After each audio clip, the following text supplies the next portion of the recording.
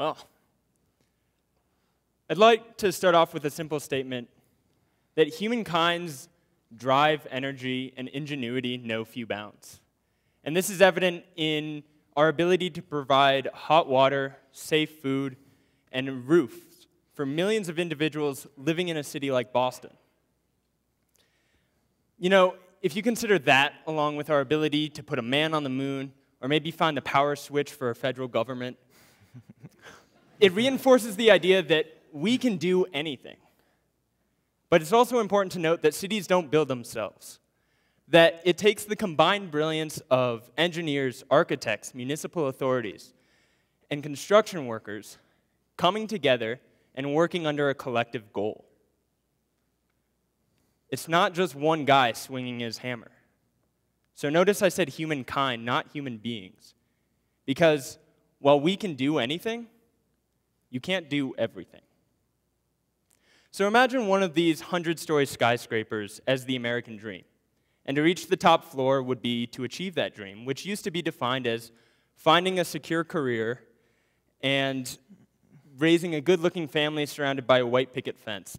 But recently, Generation Y has been redefining that dream because, to us, the term a secure career is a lot less satisfying than maybe a fulfilling career, or a way for us to follow our passions. So instead, imagine the 100th story as that fulfilling career. And for that, the American dream still stands tall. And we'd like to imagine, too, that everyone starts out in the mailroom with an equal opportunity to follow their passions on the way to the 100th story. But that's not the reality, because some start with greater opportunities than others. The reality is that some are born on the 80th floor, while others are born on the ground floor. And for those on the ground floor, having to crank their neck back in the shadow of 100 stories, the effect is demoralizing. So, my name is Galen Knowles. I am 20 years old, and I am director of the documentary titled Far From Home.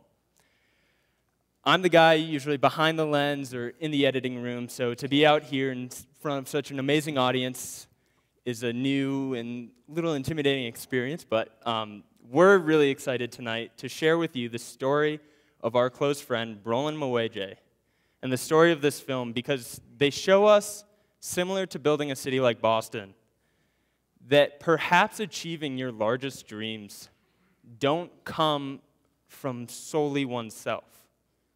But if you're able to articulate your passion and find a focus, you can build a community behind you that will help you succeed.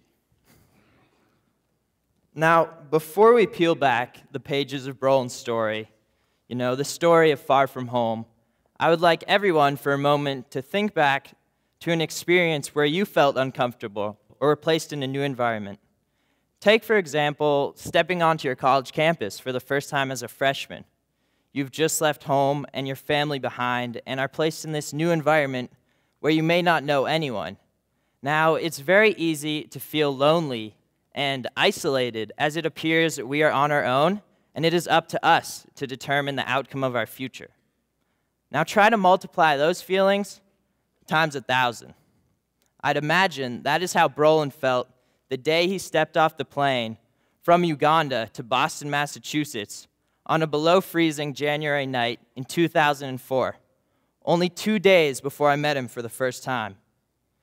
Now this is a photo taken from our production trip back to Uganda last May, near where Brolin grew up. Can you imagine what it would feel like coming from an environment like this and being placed into the sprawling urban metropolis that is Boston? I'd imagine the majority of us cannot even begin to fathom it. Brolin proceeded to leave the plane and make his way through the maze we call an airport to find an African woman with open arms claiming to be his mother, the mother Brolin had never known growing up in Uganda. Now, my name is Phil Hessler, and I'm producer of Far From Home. For the past 6 years, Brolin has lived with me as a brother due to problems he was having at home. We are currently both attending college in Salt Lake City, where Brolin is working towards a degree in medicine, and for the past 4 years has been the youngest intern in the Neuro-Oncology department of Massachusetts General Hospital. Now, along with a blossoming medical career, Brolin and I were attracted to Salt Lake City for another reason. For the past 6 years, we have both been competitive snowboarders, and Brolin has now set his sights on what most people would say to be impossible: becoming the first African to snowboard in the Winter Olympics, representing his home country of Uganda. Now, this path that Brolin is on, to these huge obstacles, becoming a doctor, and on top of that, becoming an Olympic snowboarder, I mean, it begs the question, how was it that a 12-year-old immigrant who essentially had no support system in place when he came here, such little opportunity, could barely even speak the language or read, able to obtain this path to the 100th floor that Galen was alluding to? Well, as filmmakers, it is our duty to shed light on the struggles that Brolin faced, and by articulating his passions to a community, was able to overcome them and empower himself to achieve the impossible. So allow me to elaborate on some of those struggles, Phil. My name is Adam Schellenberg. I am one of the producers of Far From Home, and I first met Brolin Mawejje when I was just 14 years old. You know, when I first met Brolin, he kind of seemed like a cat tossed in the water. He really just seemed absolutely petrified by this new environment he was placed in. But since then, I've seen him blossom into one of the most driven and charismatic young men I know. His story has inspired me in so many ways, and it's really become a part of all of our stories. I think it's important to remember, though, that these current successes he's having are preceded by trials and tribulations that would shock most of us. Growing up in Uganda, Brolin was exposed to circumstances that we didn't know existed growing up in small suburbs outside of Boston. While my family might have been worrying about getting to work on time, teaching me how to ride a bike, Brolin's family was suffering through periods of civil war. Most of the population was suppressed by an overwhelming lack of opportunity, in addition to a corrupted government. But Brolin was a smart boy, and he realized at a very young age that human beings do have this capacity for evil. Now, thankfully for him, he wasn't going to be subjected to the realities of Uganda for much longer. As in 2001, by a huge stroke of luck, or some might even say divine intervention, Brolin was given the chance to join his birth mother in America. Now, let's try to put ourselves in Brolin's shoes for a second. Growing up in Africa, Brolin had probably heard a lot about the American dream, the land of opportunity. I can imagine he had some romantic notions of a life in America where he and his mother could live out this American dream he had heard so much about. Unfortunately, those expectations were not met. Upon arriving in the States, Brolin found that he didn't belong to any social stratum. There were a group of kids who came from well-to-do families, but Brolin was certainly not well-to-do. There were a group of African-American students who were commuting from the inner city, but Brolin wasn't really African-American. He was African, and this upbringing in Uganda made him a target for harassment. So as he continued to encounter racism, social isolation, and a general overwhelming culture shock, he sunk into this deep depression that I saw him struggle with for years. But one thing that I've learned from Brolin in his story is that these seemingly insurmountable obstacles we face in our lives can be overcome through the help of a community. It is a testament to Brolin that he has all these individuals that continue to support him today through thick and thin. One thing we can learn from that is that once you can effectively communicate yourself to others, you will start to develop some really meaningful relationships. So let's talk about that community for a second. Growing up in Uganda, Brolin realized that the only chance he had at bettering his circumstances was devoting himself to his educations. So when Brolin was struggling with this adaptation to American culture, he began to find solace in education, and that's where the foundation of his community began. Now, when teachers and school officials saw Brolin put his heart and his soul into his studies, they were inclined not only to help him, but also to care about his success because they knew what he had been through, and Brolin never took education for granted. So having teachers start to believe in Brolin, it slowly empowered Brolin to start believing in himself. But something he continued to struggle with was trusting these people who were trying to help him. You know, he really couldn't leave his comfort zone, as growing up in Uganda, he had developed this inherent distrust of authority.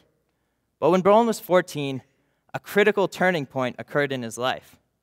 Brolin started snowboarding at a small hill in Massachusetts. Now, this small hill is nothing like the mountains Brolin snowboards at today. For example, mountains like the Andes Range in Argentina, where this photo was taken over the last summer. But snowboarding at that little hill in Massachusetts provided the perfect stepping stone for Brolin, and it taught him an invaluable lesson: how to channel his focus and find presence. See, snowboarding was such an uncomfortable and foreign notion that it had an astounding effect on his mindset. It submerged him in the present moment. Now, when Brolin first started snowboarding, let me tell you, he was scared to death, that's for sure. I mean, he had no idea what he was getting himself into, and I would often find him in the lodge in between runs with both boots off because he couldn't stand being in the cold for more than 10 minutes. But as time went on, Brolin started to realize something. He realized when he was snowboarding, he wasn't thinking about the torment he might face at school the next day from bullies, or being home alone all night because his mother was working 3 jobs. All Brolin was worrying about is, how am I going to make it down this icy slope with a piece of plastic attached to my feet? Now, this ability, this utter focus, is needed to succeed in any industry, any area, or any passion we choose to pursue. We need to learn to immerse ourselves in the experience. That way, these daily worries that tend to bog us down in life quickly disappear once we find our passion. Now for Brolin, the community, the feelings, and act of snowboarding became another vehicle for him to further assimilate into American culture. And Brolin stopped caring that the majority, or for that matter, all of the time, he was the only African American on hill. He actually embraced that fact. And because of that, people were attracted to him. He was doing something unique and different. He was innovating without even knowing it. And the only way Brolin was able to progress in the sport was by finding mentors, by reaching out and asking for help, developing relationships with people who could take him under their wing and introduce him to this foreign world of competitive snowboarding. And these lessons that Brolin learned on hill translated into social scenarios that he would encounter in school. He learned to articulate his passions and was able to develop relationships around shared interests. Brolin was able to build another community outside the one he had built in education. Now, to move up the stairs of life towards that 100th floor, whatever you define the pinnacle of your success to be, we need to be willing to leave our comfort zone. It is the only way we can find our passion and a community that believes in us. And so, upon immigrating to the United States, I imagine Brolin knew very little of the steps it would actually take to become a doctor, or for that matter, even a professional snowboarder. But that's relatable because about a year ago, as 19-year-olds, we embarked on the greatest endeavor we ever thought we could go on. And we started making this film. But we didn't really know where to start. But Henry Ford's the man who said, coming together is a beginning, keeping together is progress, and then working together is success.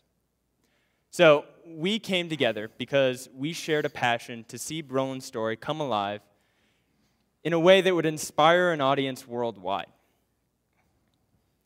And Phil and I were awarded the opportunity to share our passion with a good friend, an individual who had been making films for over 25 years. And he shared with us advice that allowed us to turn that passion into a vision. So from there, we took that vision and our willingness to succeed or work hard and started reaching out to potential mentors who in return offered more advice and became the family behind Far From Home.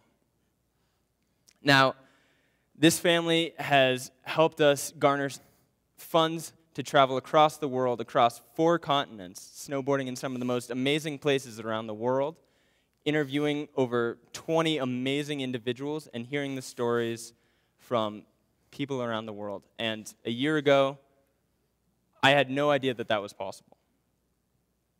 And the vote of confidence instilled by this family has allowed us to set ourselves up for continued success over the next year. But it's not just that vote of confidence, it's the power of Brolin's story. Because the journey behind and in front of Brolin shows anyone from any culture that you can grow from the circumstances you may be born into, but also that there exists in this world organizations and people with huge hearts who can show those maybe not knowing where to start the ability to triumph over that fear and step into a world of possibilities. So, if we have not completely lost you up to this point, you may be seeing a theme that is common to Brolin's story in the story of Far From Home. Once we can inspire others with our stories, our visions, our passions, we can create circles that will move mountains to see us succeed. Nowhere is this more evident than the community that supported and funded Brolin's first trip to Uganda for 10 years. He was able to sit down with the news station and essentially introduce a sport to a country. These people had no idea what snowboarding was. I mean, it was funny to hear how they described it, but Brolin basically sat down and gave this whole nation hope that, you can do something that no one has ever done before. But not only Uganda, he's trying to represent an entire continent for the first time, and his story really holds that power. But for us, I think the most moving part of that trip was seeing Brolin reconnect with a father that he hadn't seen in 10 years. We, as a production team, we were so happy to be there for that, and it was really, emotional for all of us. But we're here sharing Brolin's story today really to show that human connections have an understated power. If we can all learn to tap into that power just a little bit more, we may see the American dream as it once was, an equal chance for all to succeed through hard work and dedication. Thank you so much. We are Far From Home, and please look out for our film coming late next year. Thank you.